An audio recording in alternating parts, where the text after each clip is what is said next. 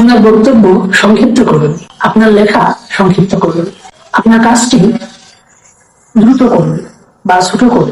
বাংলায় ব্যবহৃত এই ধরনের বাংলা বাক্যগুলো আমরা কিভাবে সহজে ইংরেজিতে রূপান্তরিত করতে পারি চলুন দেখে আসি। Hi everyone, Assalamu alaikum. I'm Masjidul Islam Shanto. I'm trying to learn English by describing things around me. And beside that, I'm also trying to teach you something better. Welcome back to my another new video.